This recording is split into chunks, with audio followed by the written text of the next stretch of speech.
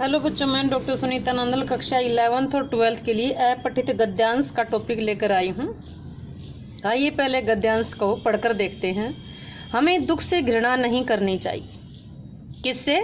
दुख से, बल्कि उसे भगवान का गुप्त वरदान समझना चाहिए। दुख ऐसा रसायन है जो अहंकार रूपी कठोर पाषाण का मतलब पत्थर को गला सकता है। दुख किसको गला सकता है? अहंकार को, घमंड को खत्म कर सकता है। दुख में जब हमारा पुरुषार्थ असहाय होकर अपने बल की थाह लेता है, गहराई लेता है और प्रभु से याचना करता है, तभी हमारा अभिमान गल जाता है। इसलिए दुख अमृत का घूंट है, वह हमारे भीतरी विवेक को जगाता है। दुख के क्षण में हम भगवान की कृपा को पहचान सके, अहंकार का त्याग कर दें, तो निश्चय ही हमारा भाग्य उदय हो सकता है। भाग्य पुरुषार्थ का विरोधी नहीं है। विरोधी नहीं है तो क्या है? सहयोगी है। तो आइए इसके नीचे लिखे प्रश्न देखेंगे। सबसे पहला प्रश्न बनता है कि इसका शीर्षक क्या है? किसका जिक्र आया है बार बार? दुख का। तो इसका शीर्षक क्या हुआ? दुख। आइए अगला प्रश्न देखते हैं।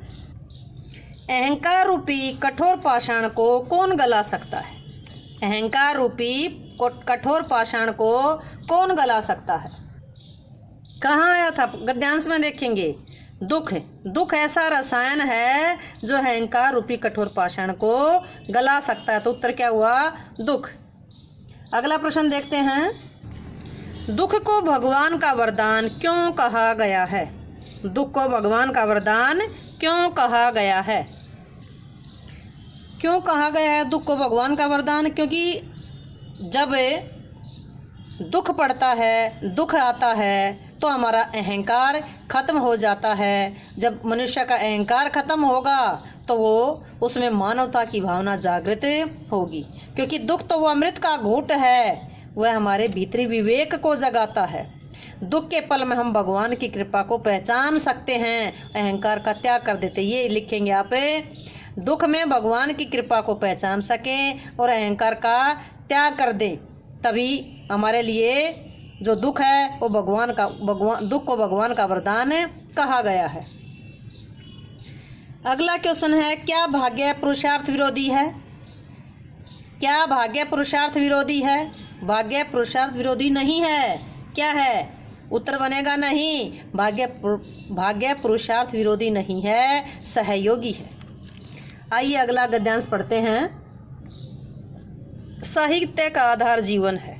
इसी नींव पर साहित्य की दीवार खड़ी होती है, उसकी अटारियां, मीनार, गुंबद बनते हैं, लेकिन बुनियाद मिट्टी के नीचे दबी पड़ी है। किसकी बुनियाद?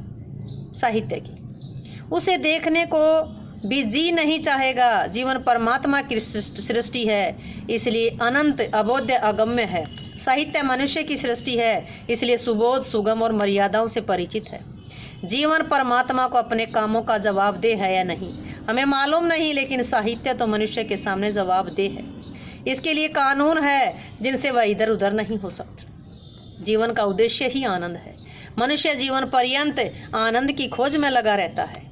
किसी को वह रत्न द्रव्य में मिलता है, किसी को भरे पूरे परिवार में, किसी को लंबे चौड़े भवन में, किसी को ऐश्वर्य में, लेकिन साहित्य का आनंद इस आनंद से ऊंचा है, इससे पवित्र है। उसका आधार सुंदर और सत्य से मिलता है। उसी आनंद को दर्शाना, वही आनंद उत्पन्न करना साहित्य का उद्देश्य है।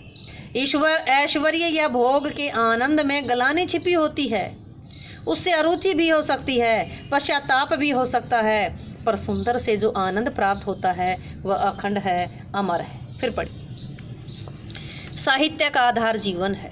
इसी नींव पर साहित्य की दीवार खड़ी होती है, उसकी अटारियां, मीनार, गुंबद बनते हैं, लेकिन बुनियाद मिट्टी के नीचे दबी पड़ी है। उसे देखने को जी भी नहीं चाहेगा। जीवन परमात्मा की सृष्टि है, इसलिए अनंत, अबोध, अगम्य है। साहित्य मनुष्य की सृष्टि है, इसलिए सुबोध और सुगम है, मर्यादाओं से परिचित है। जीवन परमात्मा को अपने कामों का जवाब दे है या नहीं हमें मालूम नहीं, लेकिन साहित्य तो मनुष्य के सामने जवाब दे है। इसके लिए कानून है जिनसे वह इधर उधर नहीं हो सकता। जीवन का उद्देश्य ही आनंद है।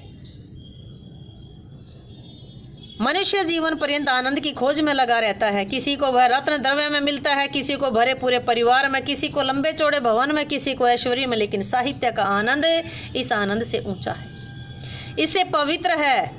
उसका आधार सुंदर और सत्य से मिलता है। उसी आनंद को दर्शाना, वही आनंद उत्पन्न करना साहित्य का उद्देश्य है। साहित्य का उद्देश्य क्या है? आनंद को दर्शाना, आनंद को उत्पन्न करना। ऐश्वर्य या भोग के आनंद में ग्लानि छिपी होती है, उससे अरुचि भी हो सकती है, पश्चाताप भी हो सकता है, पर सुंदर से जो आनंद प्राप्त होता वह अखंड है, अमर है। हेडिंग छाटिए, पहला क्वेश्चन बनेगा, शीर्षक छाटिए, क्या बनेगा? साहित्य का आधार जीवन। साहित्य और जीवन भी कैसे कह सकते हैं। साहित्य का आधार जीवन, जो पहली पंक्ति में आया है, वो भी हेडिंग बन सकता है। जीवन किसकी सृष्टि है? जीवन परमात्मा की सृष्टि है। किसकी सृष्टि है? परमात्मा की। साहित्य का क्या आधार है? साहित्य का क्या आधार है? साहित्य का आधार क्या है? जीवन है। पहली पंक्ति में ही आया, साहित्य का आधार जीवन है। मानव जीवन का क्या उद्देश्य है? मानव जीवन का क्या उद्देश्य है? मानव जीवन का उद्देश्य आनंद है। क्या है मानव जीवन का उद्देश्य? आनंद है। इसमें यहाँ आया था, उसी आनंद को दर्शाना, वही आनंद उत्पन्न करना साहित्य का उद्देश्य है। लेकिन मानव जीवन का उद्देश्य क्या है? मानव जीवन का उद्देश्य आनंद है। उम्मीद है कि ये क्वेश्चन आपको अच्छे से छांटने आए होंगे, समझ में आए होंगे। वीडियो अच्छी लगी हो तो वीडियो को लाइक करें, शेयर करें, चैनल को सब्सक्राइब करना ना भूलें।